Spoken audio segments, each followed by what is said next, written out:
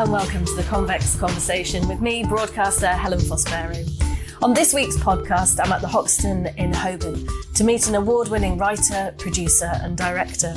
Fredi Nwaka, or Kruger as he's known, first caught my eye at a recent premiere of his new film, On the Other Foot. He was being papped on the red carpet with guest Patrick Hutchinson, known to millions as a hero at a Black Lives Matter rally in London when he saved the life of a white extremist. Fredi wrote On the Other Foot following those marches, triggered by the murder of George Floyd in America. It tells the comedic but thought-provoking fictional story of London cabbie Billy Pritchard, an out-and-out racist who's forced to re-examine his views when he wakes up black. So some of you may know me, my name's Billy Pritchard. So I want to start by saying that I'm British and I'm proud. I've got loads of black mates. Have you? Have you? Taxi! No chance, love. You don't like anyone that's black. You don't like anyone of colour, actually. Do you speak any English? Fredi has a fascinating background on the UK hip-hop scene, in rap, in film, and as an inspirational mentor, helping youngsters avoid a life of crime. But first, let's find out more about On the Other Foot. Fredi, it's lovely to meet you, and we have Patrick Hutchinson to thank for our introduction. Thank you for having me, man. How are you? I'm very well indeed, thank you. It's really good to see you, and I really want to hear more about the new project On the Other Foot. It kind of came about after George Floyd was killed in the US, and everyone was marching around, and the Black Lives Matter thing was going on globally, actually, to be fair. And I was like, I don't know if I want to be walking up and down with banners and screaming, man. Like, I'll be real. I'm for the cause, but I don't know if I want to be walking up and down, and COVID and all kinds of stuff. I was like, let me just not do that. What could I do that could last a lifetime? Do you know what I mean? Something that when I'm not here no more, my children, my children's children could be part of a legacy. So I was like, you know what, let me write a film. If I make a film, it will mean that even when I stop doing what I'm doing, people can still enjoy and learn from it. So I just came up with this idea. What would it be like if a racist guy woke up black and would get to experience what black people go through daily? The pros, the cons, the good, the bad. And if I could change one person's mind, then my job is done. So that's where it kind of came from. And what did the lead character in the film learn, do you think? What kind of journey does he go on through the film? Billy Pritchard is what I would call a staunch, racist. I mean, he hates everything of colour. And unfortunately for him, his daughter dates a black person as well. So he's like, he hates it. So when he does turn black, not only does he turn black and get to find out about the culture, the food, and all those other things, interesting things, he also gets to hang out with the daughter's boyfriend because he becomes a young black person. So now he gets to hang out with the daughter's boyfriend and gets to realise that actually you should choose your partner based on love and not based on colour.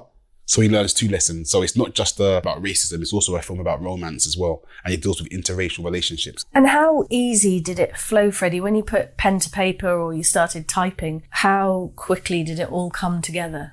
For me, because I write all the time and I've always been a writer of some sort, whether it was music or film, it's easy. I feel I like to write things that literally, I write unorthodox. I taught myself how to write, direct, produce. I never had no lessons, no courses, nothing. I just taught myself everything through trial and error. And I've made 10 movies now, 7 shorts and 3 feature films. So when it came to writing this, literally I just sat down and put all my life experiences, plus experiences that I've heard of and people that I know, and I put it all into a melting pot. And then On the Other Foot was born. Can you give us some examples of some of the personal stories that you put into that melting pot? Yeah, so for example, I mean, there's a few occasions. I remember one time being in Croydon, and this was bizarre now I look back on it. I was in Croydon at the bus shelter, minding my own business, and a police van pulled up, and the police officers jumped out, they grabbed me. I wasn't doing nothing, minding my own business. They threw me back in the back of the van, and I remember I was quite young. I was really scared, and I asked the police officer why I was being arrested, and he said to me, it's for all those old white people you're lot mug. And I was like, what? And I hadn't done nothing wrong. I was just standing at the bus stop. So that was like one of those things. And I mean, we hear all the time that black people get stopped and searched and all that kind of stuff. But this has been going on for many, many years. And that one day kind of brought it all back. So that's one example of, I mean, literally, he just said to me, this is literally because of what your people have been doing. And I'm like, I ain't done nothing. You know what I mean? I'm at the bus stop. There's also things like going for jobs in there where you go for a job and you just know that you are actually qualified to get the job, but because of your colour, you might not get the job. And I remember also growing up, my dad owned his own businesses out in Nigeria and was also successful here. And we got to a certain age and he was like, look, there's 6 of us. if you want, you can change your surname to Francis because you're not going to be able to get the jobs you go for. Like, and he worked in the job center and he was seeing people coming for jobs and stuff like that. And if you had an African name, you weren't getting no jobs. You weren't getting no interviews. You wasn't getting nothing. So he literally sat us all down and was like, look, my surname's Nwaka, but if you want, you can change your surname to Francis to give yourself a better opportunity. So when you think back and you think to yourself, wow, that's just deep in itself. And my brother, I think he changed his name to Charles Francis. Did he really? Yeah, and he's in the police force now. So he's doing all right. And I kept my surname. Do you know, it makes me sad, Freddie, that, it's 2022 and that we still need films like yours to get the message across. That's pretty tragic to me. Yeah, it's sad. I mean, but people be people and there's good and bad in every race. I'm very much like my mate Patrick Hutchinson in the sense that it's not a black versus white, a white versus black. It's a everybody versus racism. You have it just as many racist people in the black culture as you do in the white culture. And none of them are good. So I'm very much a person of, look, you know what? Right is right and wrong is wrong. You're not born racist. My best friend was a young white kid that I met when I was like 4 months old. And when you're young, you don't see no color. You just see people and emotions and feelings. And then you get taught to hate and not to like through things that happen and what people teach you. How was your premiere evening? I mean, it looked glitzy. I wish I'd known you then. I wish I'd been on that red carpet. It looked amazing, a gorgeous night. Yeah, it was amazing, man. Obviously, the film has Peter Andre in it, has Lady Leisha in it. Fleur East came. It was hosted by Vanessa Feltz and Ben. It was just amazing. And I'm an independent filmmaker, so where I do all this myself, it was just amazing to kind of up my levels from just being this guy that taught himself to make little short films to now feature films that can be seen globally. For me, that night was a real boost. And also Robert White, who's the guy that I grew up with, he came all the way from Deal. Did he really? Yeah, and he came on the red carpet and he came on, yeah, so it was really nice. Really special. You looked every bit a Hollywood movie star on that. Did you like my suit? Yeah, I did. I thought you looked awesome, and I'm embarrassed to say that's sort of how we're ended up sitting here today. You popped up on my Instagram feed, Patrick's Instagram feed, and I'm like, hey, who's this cool dude on the red carpet? And then I read the story and just really wanted to meet you. And I think it's brilliant that you're an independent filmmaker and you also funded this movie in an unusual way and got people involved, didn't you? Tell me a bit about the backstory of how you actually managed to do it. I've done a small Indiegogo campaign and got a certain amount of money from people that just wanted to support the film. I also got loads of local businesses because it's about support and about kind of growing together. And some of these brands out there will never have their products in feature films globally. So I was like, look, I'll help you if you help me. So basically I took their brands and put some of these real small brands on big stars like Peter Andre, Lady Leisha and so on. And they just paid a small fee. So that allowed me to be able to raise the money to make the film, but it also gave them the kudos and the promotion that they needed for their brands. And there's a few of my friends that would also, like Fredi, would believe in the project. So they put some money in as well. And then we just made it happen. And didn't you champion local business and community as well, like the barbers? And... Yeah. We used local barbershops, we used local restaurants. Basically, I handpicked everyone that was for the cause. And that was the fight against racism. Not everyone wants to walk around wearing end racism t-shirts or wave banners. And do you know what I mean? But it doesn't mean because they don't walk around, they don't feel the same energy and have the same mindset. So some people would rather just sit in their home but I still want to fight with you. So it allowed those people that didn't want to walk around or couldn't march to still have an input and still do their part. That's fantastic. It's really great stuff. I'm intrigued by your background, Fredi, because before we started chatting, you told me that you grew up the only black boy in Deal in Kent to white parents. What is your history? What happened when you were young? So I was fostered in a place called Deal, and it was a product of this. It's now, well, I don't know if it was called that then, but it's now called farming. And it was basically when predominantly African families would adopt or foster their children out to white families around Kent. The lead character in my film, his name is Pitcher, and this guy's name was also Bill Pitcher. So I kind of named it after him, even though he wasn't racist. So it's a bit of a, yeah. So Bill Pitcher and Mary Mills, they were my foster parents in Deal. And I was the only black person in the town from 4 months old, from what I know, until I was 9, 10. And it was weird. I mean, it's really weird because I thought I was the only black person in the world. I used to put Brillo cream in my hair. Like, I had this afro and I had to put Brillo cream in my hair and it would just be stiff. It would just be stiff to one side. The strange thing about it is that through all the pain that I went through, it was still beautiful. I mean, I got tied to trees at some point. They used to scratch my skin. to see if the skin would come off, put their fingers in my hair. And I remember one time I was walking on the high street and these National Front guys came up to me and they were doing the Nazi sign, but I thought they was waving. So I just waved them back. I was like, hi, hello. But this time they were doing the signals and like they must have was taking the piss, but I thought he was waving hello, innit? I didn't know that they were making those Nazi signals. But at the same time, my foster parents showed me so much love. It's like it was really weird to be in a place surrounded by so much racism, but yet I didn't know it was racism.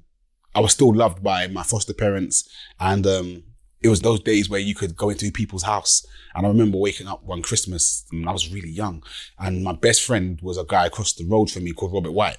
And I used to go into his house, used to come into my house, we used to play games, and his family was my family, and there was no racism. Like, I didn't know, do you know what I mean? I just didn't know what it was. Like, even though I was black and I looked different, I didn't even know I was black. It's such a weird thing to say. Like, obviously I look black, but I didn't know I was black until I got older. Then I realized, oh, right, there's other black people. There's more. It's not just me then. Okay, that sucks. I thought I was the only one. I thought you were yeah, I thought I was special. Did it trouble you though, when you said you grew up and you thought you were the only black kid? Did that bother you? Did you look in the mirror and wonder why you looked different? Or did it trouble you in any way? I think when I was younger, it made no difference. You look at, I guess, body types and cultural differences, and I was the fastest person in my school. So I was like kind of championed, and I was the best fighter in my year. I was champion. So I had all these little pluses, and I'm not saying because I was black, but I kind of stood out because I was black and I was the fastest and I was the best fighter. You know what I mean? So it kind of worked in my favor. When I came to London is when it really became a problem because black people didn't like me. Because I was into Ultravox and Duran Duran, and I was doing like Come On, Arlene, and all that kind of stuff. I was doing them dances. There's nothing wrong with that. No, I really. love that. ABBA. I like Come On, Arlene. So ABBA, listen, get me in a pub, right, and put on ABBA Dancing Queen. I'm on tables and all sorts. We'll be there. We'll do it. We'll do it. So I was into all that, and like obviously my peers and my friends were into reggae and hip hop and R&B and soul, and I was into like ABBA and Wham. Do you know what I mean? So it was really weird, like Adam Ant. Do you know what I mean? Standing, delivering, all that kind of stuff. Oh, you're so much my era. I we love definitely it. need a night out with a karaoke machine or something. We'll do that. So black people looked at me weird because I was a weird black person. And in the 70s, 80s, white people looked at me weird because I was black. So I never really had any identity. I didn't know where to go. And I found myself really weird. Like when I was at school, I'd be in the playground playing with insects and beetles instead. Rather than talking to people, I'd just be in the corner, just playing with ants. And because, you know what I mean? They did not like me. Oh, it must have been such So a I found myself confusing playing with time for insects and you. beetles and stuff, man. And then that was that. And then I went through school fighting a lot because obviously I was just a weird boy, man. Well, I don't think I was weird. I was just one of those misunderstood children. And I think that got me into a lot of fights and a lot of trouble and then got me involved in gangs and all kinds of stuff. We'll go back to school years and maybe getting into a bit of bother in a minute. But what was the idea behind that whole, it's a horrible word, that whole farming scheme? Do you know what? I do not have an idea why they called it farming. It's almost like, because you're almost trying to imply that black people are animals. Yeah, it's not very nice. It's not a very nice word, is it? But what was the idea of people from Africa being fostered by white families? Why was there the need for that? Well, I don't actually know, if I'm honest, what the context of it, why it came about. I do know that a lot of African families had a lot of children around those times. So like this, I've got 5 brothers and sisters, and my dad went back to Nigeria to be a part of the Biafra War, or it has something to do with it, I'm not 100% sure. And my mum couldn't cope. And so therefore what they would do, or what she done was gave us to white families that would look after us so that she could go to work and so on. And I think maybe I was only supposed to be there a little while. But I actually loved being there. Like, it was amazing. Do you know what I mean? Like, I wouldn't change it for the world. Do you know what I mean? It was such a beautiful time in my life. It kind of came from that, black families not being able to necessarily look after all their children or want to give them better education and things like that. So they fostered them out for a while. And then when they got themselves on their feet, it's a bit like when the Windrush came and all the Caribbeans came. It was that same kind of thing. And then when they got themselves on their feet, they sent for their kids to come back. So go back to when you were at school and you did get yourself in a bit of bother and you did, well, you say even on your website, I mean, you were a member of a South London gang. I guess it was just wanting to be seen. When you come from a place where you have real identity, like, you know what I mean? Like I said, black people didn't like me, white people didn't like me. I was just this guy who just existed. It actually started with music, reggae music. And I went to this reggae festival and I saw this guy MCing, toasting on the mic, but reggae, not rap, reggae toasting. And everyone was screaming, ah. And I was like, wow, he's got friends. Like, do you know what I mean? People like him. So I'm like, I got to do that. So I taught myself how to do reggae and chat on sound systems. And the reggae culture for dancehall was very aggressive. Like a lot of the big reggae artists were people like Ninja Man, who was a dancehall murderer. You know what I mean? He come on and like people and kill people on mics and stuff. So it was very, and the sound system thing was really aggressive. So there was this demeanor that kind of went with being a reggae artist at the time. Like, cause there was a lot of clashes, sound clashes and things like that. So I was walking around as this character, Fredi Krueger character. And then I just found myself in a world that I didn't even want to be a part of, to be fair. I liked the entertainment side, but I didn't necessarily like all the other stuff. I ended up doing some security at this party. It was the worst, but the best thing of my life. That's what got me involved in all the, I guess, the gang stuff. So I started off at this party. This guy's come to the party and he was the local bad boy and he's like, I'm coming in. And I'm like, well, no, you're not. And I remember I had a machete, but like, I was never going to use it. I just had it because I was like, you know what, I need to look tough. You know what I mean? Even though I'm not, I'm from Deal. Like, you know, from Deal, I'm from the seaside. Yeah, I'm from the seaside. I go fishing and eat like fish and chips. Do you know what I'm saying? Like, I'm not that guy. So I was on the door with this machete and a dog. And this guy's turned up, he's probably the real deal. And he's like, I'm coming in. And I'm like, you're not coming in. And these days, the house parties were just packed. Like, health and safety was like, out the window, like people hanging out windows and all sorts. And this guy's come to the door and he says he's coming in. I'm like, you're not coming in. And he's taking out a flick knife and flicked the knife out on me. He said, well, I'm coming in. Do you know who I am? So I can see all these people looking at me, watching me. So I had this machete. So I thought, you know what, I've got to do something regardless. So I thought, let me just swing this machete at his head, but not hit him. Just make him scared. So I swung the machete and the machete, I timed it just nicely. So it just missed his face and it hit the wood and all the wood shattered and everyone started screaming, like everyone's running around and this guy just ran. So I chased him down the road with the machete. Then I came back to the party and I stood on the door and everyone's like, oh, Fredi's mad, man. Fredi's nuts, man. Like, don't want to mess with Fredi type thing. And then the guy came back, but his head was all bleeding and stuff. So they thought that I chopped him in the head, but he fell over somewhere and banged his head down the road. I didn't do it. He fell over. But when he came back with his head all bleeding, obviously there was no mobile phones those days. So it's word of mouth. So quickly it spread that Fredi was a bit mad because he's chopped this guy in the head. And so then I now became this person that I actually wasn't. But then I was now then forced to become that real person because moving forward, what would happen now is like, don't mess with Fredi because Fredi will chop you in your head. And then I was forced to then become violent and get involved in stuff that I didn't really want to be. So what started off as me being this guy from Deal, as a basic normal person, I then had to really become this person. And then I ended up getting involved in lots of fights and I guess doing stuff that I'm not proud of. And yeah, then I became the real person, if that makes sense. It does, but on the flip side, you've used all of those experiences from your background for good. And you help people now, don't you? You help gang members and ex-offenders find a life away from crime and using the creative medium. Tell us what you've done on that front with the organisations you've set up. To date, I've lost over 45 of my friends have been killed. It's been horrendous, some of the things I've seen. I realised that looking at my own life, most people are actors. You realise that 99% of us act in some shape or form and at some point. And a lot of people won't admit it. They're not the same way in front of their parents as they are when they meet their friends or if they go for a job interview. So you're acting. Some of these children and some of these young people that I meet, they're all actors and they just want a way out. And the thing is, a lot of people was like, oh, don't do this, don't do that, don't do this. But if you don't give someone an opportunity or give them something else to replace what they're doing, then they're not going to do it. So what I did, I set up one organisation called Creating Role Models. Well, it was CRIME. Creating Role Models in Media Enterprise. That's what it stood for. And basically what I was doing is going into schools, colleges and prisons and basically taking these young people and letting them use the same energy that they put in on the streets, running around doing crime, but into film. I found that a lot of young people either want to do music or want to do film.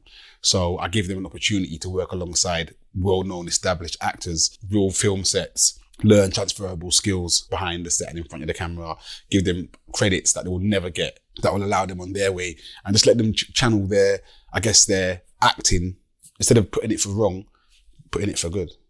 And do you think as well that some of the people you meet have just never had any opportunity to channel it for good through perhaps where they've grown up or how they've grown up, and that's why it's gone the wrong way, because they haven't had pathways that you've created for yourself or that we all try and go on the good pathways? Yeah, I think for a lot of people, I mean, you have a lot of people that missed opportunities. Some is ignorance, some is miseducation. I look at my life, all the things I went through, even from being abused. I was abused when I was in care. And I look at some of these young kids and they have everything going for them. So when I go into schools and PRUs and these youth offending places, I'm like, what are you doing? I'm hard on them. I'm like, I'm not playing no games with them. Like, and I told them I don't have to be here. I'm only here because I care. And if I can change my life based on all the adversities that I've had, and yours is just because you didn't get a job or because mummy didn't buy you a pair of trainers. You know what I'm saying? You're angry. Why are you so angry? Do you know what I mean? And it's like, yeah, but no, why are you so angry? What have you actually been through that's made you want to do this stuff? And when they actually sit down and actually think about it, there's nothing. There's nothing there. Like, it's because it's something to do, or it's like, I was just boredom, or my mates were doing this, so I want to do it, or money. Or the reasons why a lot of people do this stuff is so rubbish. And I've been out in LA, in Compton, working with the Bloods and Crips and stuff. It's generational. So you'll meet a family, and if you're born on the wrong street, you're automatically a Blood or a Crip. Doesn't matter whether you want to be or not. If you're born on a certain road, you are now officially a Crip because you're into Crip territory, which therefore means that you now have to what they call bang, which is basically put in work and do crimes and so on for the street because you're a Crip or a Blood. If another gang member sees you, you are a target. So you're born a target, whether you like it or not, unless you leave. You'll find that the mum was a Crip, the dad was a Crip, the niece was a Crip, everyone's a Crip or a Blood. It's all changed now. It's so, from when it first started, it was actually two different gangs against each other. But now you have Bloods that don't get on with Bloods and you have Crips that don't get on with Crips. And it's not really, it's all mixed up now. So for young people out there, they're just born into it. A lot of them are born into it. Think they haven't really got much choice in life. Yeah, exactly. A lot of them are just born into it. I've done a lot of time out there in South Central, Crenshaw, Compton. I worked with a guy called Chico Brown. Google Chico. He was in jail with a guy called Freeway Rick. And they were the guys that were said to have funded the Cuban War. They were making like hundreds of millions a year. And they were working with Tookie, who'd been executed by Arnold Schwarzenegger when he was the governor for founding the Crips. So he took me around Compton and all the rest of it. And I got to meet so many different gang members. And you just realize that some of these kids, they just have no way out. And it's like they can be on the corner making hundreds of thousands of dollars a week or go to school and make no money and maybe get a job. When you're offered that, big gang members will come up to them and be like, look, just stand in the corner and keep watch for me and I'll give you $500. Most children are going to say, all right, don't have to go to school, trainers, got protection from the gangs. Why wouldn't they? Unless you're going to offer them more.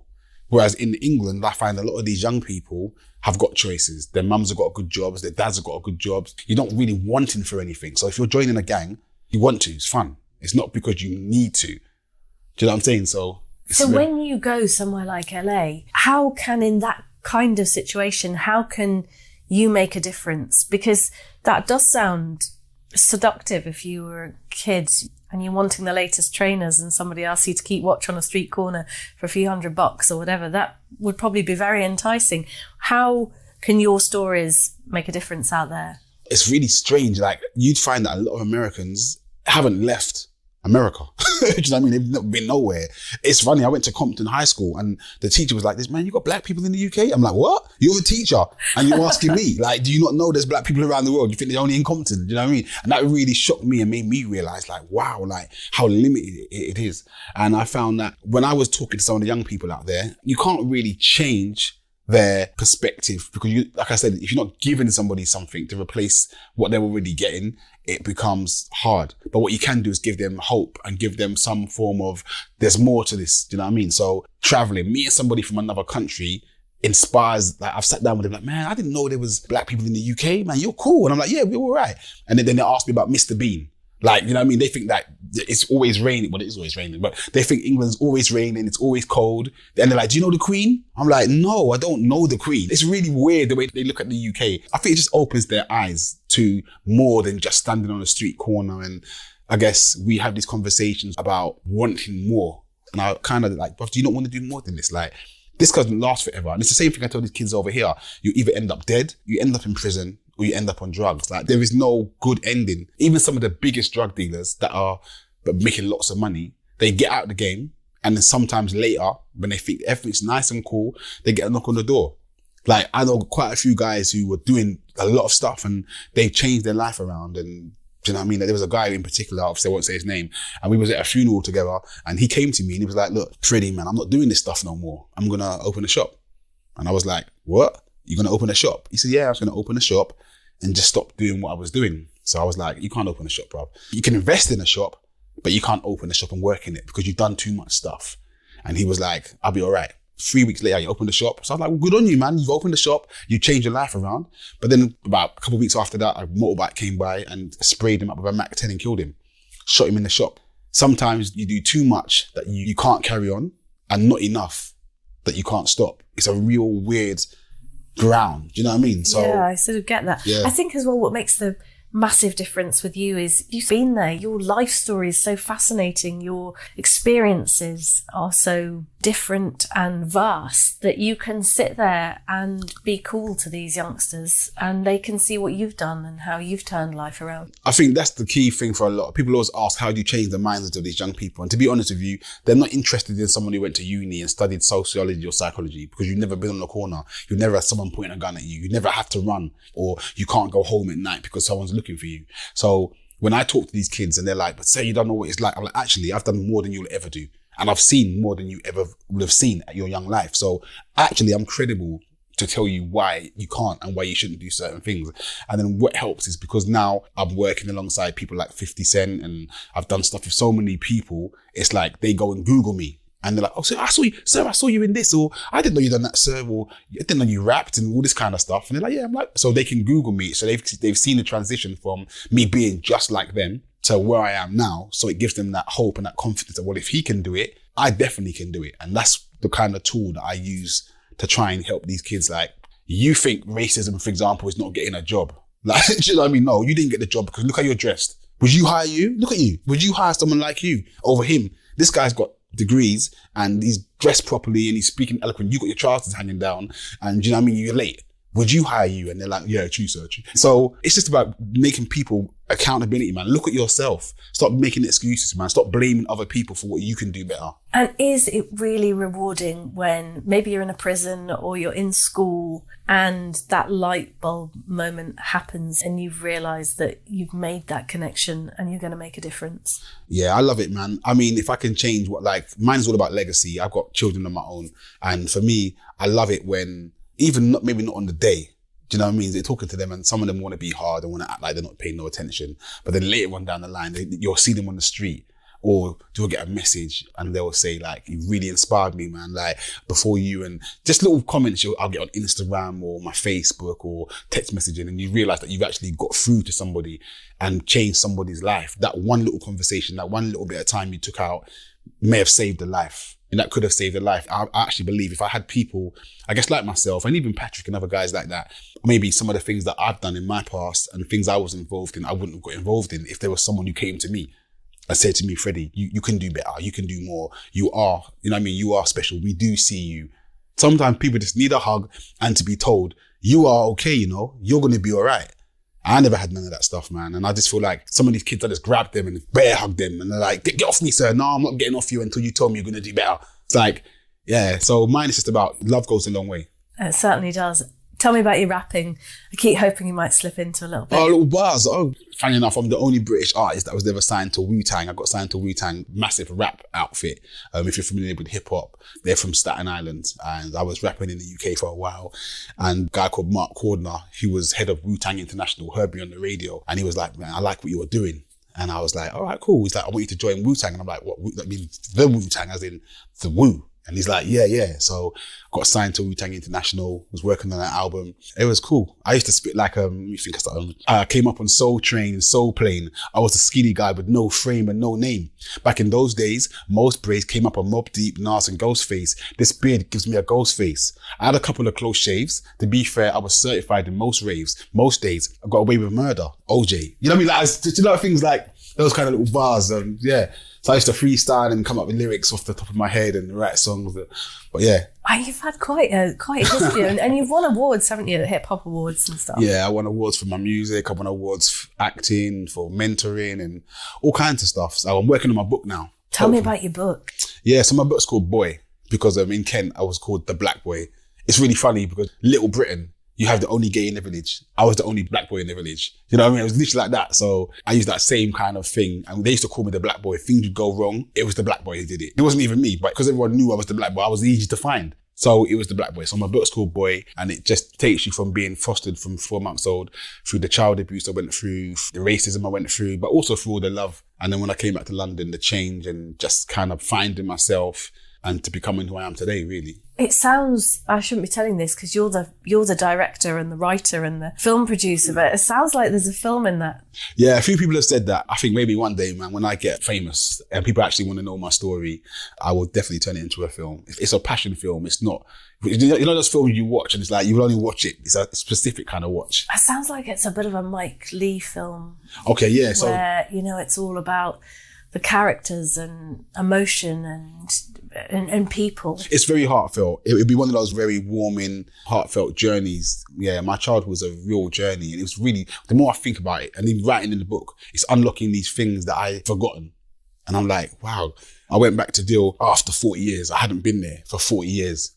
And I went back there to kind of just to re-find myself. I went back to the house that I used to live in. I knocked on the door. I don't know what I was thinking, but I knocked on the door and this woman came out and she's looking at me like, do you know what I mean? This big black guy standing at the door. And I'm like, this is going to sound really, really strange. I used to live here. And she's like, what? And I could see the look on her face like, have I come to rob her or come to get her? This is funny. I said, no. Look, seriously. I said, your kitchen's there, your bathroom's there, you got up the stairs there. She's like, how do you know this? I said, because I used to live here. And she's like, I said, oh. And across the road is the White family. And she's like, you know, Robert White and Mrs. White? I said, yeah, I grew up with them. And so that warmed her because I couldn't know the names. And then we just started talking. And she's like, wow. I said, yeah, I used to live in your house like 40 years ago. And then we just started talking and it was really nice to reconnect. I did want to say, can I come in and have a look around? But that's pushing it. I just thought, let me just stand at the door. You know what I mean? And it just seemed, everything just seems so small now. I remember the house being really big and the roads being really wide and we used to come out and play in the streets. Do you know, and it's all really small now. Yeah, but you've grown now, Freddie. You're not that 3'6" little boy that you were all those years ago. I even went to the tree they tied me to. I found the tree they tied me to. Why did they tie you to a tree? I don't know, man. I actually don't know, to be fair. And they used to come up to me and scratch me, try and see if my skin would come up. But I don't judge them. Like, I thought I was the only one. So they're probably thinking, wow, you know what I mean? They're looking at me like, what is he? Because I didn't even know what I was, so let alone they weren't going to know. Did you find it quite cathartic writing the book? Well, I'm still writing, but yeah. And also a real self journey and kind of finding myself and having to own up to some home truths and just realizing why I am the way that I am. And some of the things I've done in my life, like I said, that I'm not proud of, what's got me to where it got me. I'm not making excuses or trying to blame or pointing the finger, but sometimes we're products of our environment. So whereas for me, for example, I might not always have as much remorse as I should have or be as compassionate as I could have been. I look at things like the relationship that I had with my mum. For example, being foster for so long, I hated my real mum for so many, many years. Like I actually hated her. When I came to London, there was so much hate between me and her. And luckily, 10 years, she died 2 years ago, but 10 years before she died, I managed to turn it around and she told me that she loved me like after so long. And I think maybe if I'd had that when I was younger, I might not have been the person that I was. These little things started to come back to me and writing has just taught me so much and I guess freed a lot of thoughts and processes in my mind. I think we could all do with maybe doing that at some point, even if it's not something that's published. But it's quite good, isn't it? To go back I think over. I mean, just writing allows you just to let it go. Sometimes when it's on paper, when it's in your mind, it's there, it disappears. But when you read it and then you read it again and you see it again, it does something different. It does. It gives you that time for reflection as well. And maybe analyse how you really did feel about certain things that maybe you brushed under the carpet or whatever. I'd love to end on a bit of your acting and where your love of that came from. And also your film breaks. So I think your big break was Dead Man Running, wasn't it? Which starred the US rapper Curtis Jackson and also two of my favourites, Brenda Blethyn and Danny Dyer. I was a bodyguard for many years. I looked after so many people, including Notorious B.I.G., Biggie Small when he came to the UK. I looked after Donald Jones, TLC, Jay-Z, quite a few different people when they come to the UK, taking them around and stuff. And what had happened was I was actually looking after Curtis Jackson 50 Cent at a party with my brother. Fast forward a couple of years later, my friend was making the movie Dead Man Running and he was like, Freddie, there's a part in the film. Would you be interested in going for an audition? And I was like, really an actor. Like, I'm more You know what I mean? This time I've been doing all the street stuff. I'm like, I'm more bodyguard, security, not really. You gotta just go for it, innit? You'll get it, go for it. And I thought, you know what? It's worth a try. And to be fair, it was at a point in my life, it was very, I guess, transitional, because I was, as a rapper, every year I'd say to my son, who's your favorite rapper? You're like, you, dad. Like every single year, who's your favorite rapper, man? Dad, you are. And then one day I said to him, who's your favorite rapper? He said, Dizzy Rascal. I said, what? That for me, I was like, what do you mean Dizzy? I got angry and I realized, wow, you know what? I looked in the mirror, I'm like, Fredi, you're getting too old to be rapping now. Like when your son starts telling you that you're not his favorite no more, you got to change. I mean, props to Dizzy, because I think Dizzy's amazing. But I was like, all right, what am I going to do now? And that was one of the hardest things, looking in the mirror and telling myself that what I love doing as a rapper, I can't do it no more. Like, I'm not relevant no more. I'm too old. Do you know what I mean? Which I don't know what, but I mean, yeah, that was that. So anyway, this happened now, and I thought, you know what? If I get this job, maybe I can get a career as an actor. You never know. It's still creative. It's still doing stuff. So I went for the role, sat in the room, and I saw all these other actors around me, and I was like, I'm not going to get this, man. Like, these guys are all actors. And I remember seeing a few familiar faces in there that I was doing really well. I'm like, I ain't going to get this role. Like, I'm just not going to get it. I thought, what am I going to do? So they called me into the room. Jeremy Zimmerman, he's a well-known casting director, was there, a few other people. And then I remember this guy came up to me and they were like, why should we give you the job? Like, why should we give you the role? And then I took the guy and I put him in a headlock. And I was like, you're going to hire those guys out there to do what I do for a living. And then that was it. And then I got the job. Like, and when I thought about it, it's true though. They're all actors and they're going to act to do what I actually do anyway. And the role was to play a character who was 50 Cent's character's bodyguard. So I was a bodyguard anyway. So why are you going to pay these guys to act to do what I actually was doing? And that was where it kind of came back. So I got that job and I got the buzz for working as an actor. And then what had happened after that, I got a few more roles, but then I found every audition I was going for, I just wasn't getting the roles. I couldn't get the parts and I just got frustrated with it. So I thought, you know what, if I can't get in the lane, I'll create my own lane. So I started to write and I taught myself how to write films.